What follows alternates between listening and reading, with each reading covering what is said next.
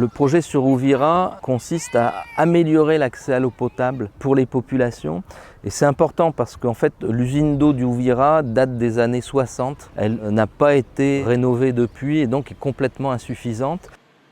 Uvira, qui dans les années 60 comptait peut-être 40 000 habitants, aujourd'hui c'est au minimum 200 000 parce qu'il y a eu une croissance naturelle de la population et puis il y a aussi beaucoup de gens qui se réfugient à Uvira, ce qui a augmenté les besoins en eau.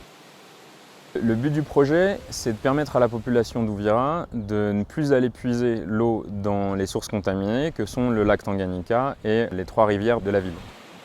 Ça passe par la réduction de la distance entre les populations et les points de distribution, tout en garantissant les volumes distribués et la continuité du service.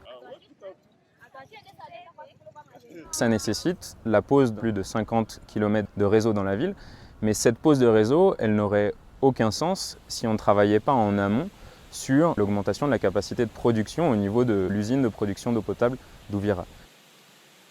La capacité de production de l'usine de traitement d'eau potable, qui actuellement est à environ 5000 m3 jour pour 20 heures de fonctionnement, nous allons doubler pour porter ça à 10 100 m3 jour.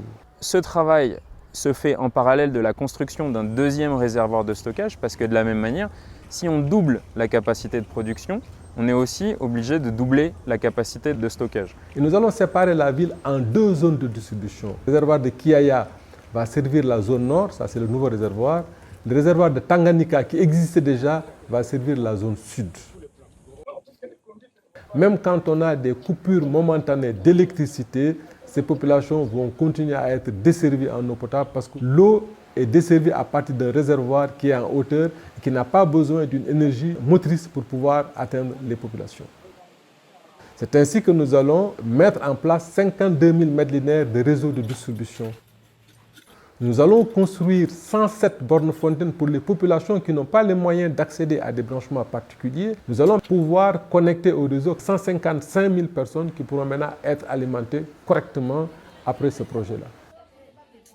La Fondation Veolia apporte un cofinancement, mais également un soutien technique. On est en position d'assistance à la maîtrise d'ouvrage. Et donc, ce sont les techniciens et les ingénieurs de la Fondation Veolia qui passent beaucoup de temps sur le terrain, qui ont fait la planification des travaux nécessaires pour améliorer l'accès à l'eau. Ce sont les ingénieurs et les techniciens de Veolia qui contrôlent régulièrement l'avancée des travaux et qui travaillent avec les entreprises sous-traitantes. À Uvira, donc c'est Arab Contractor qui est l'entreprise qui réalise le plus gros des travaux. Et donc, on a ce rôle aussi d'accompagner l'entreprise et de s'assurer que tout se passe bien sur les chantiers. Le projet est assez original. Quand on voit son appellation alimentation en eau potable de la ville d'Uvira, on a tendance à penser que c'est un projet purement hydraulique et purement d'ingénierie. Mais c'est un projet qui concerne hautement les secteurs de la santé. Et le suivi de l'impact du projet sur le choléra est fait par zone de distribution, disséminé à travers 16 clusters que compte Uvira. Ce projet aussi intéresse hautement les milieux scientifiques. Il va leur servir de laboratoire pour pouvoir disséminer les résultats à travers le monde.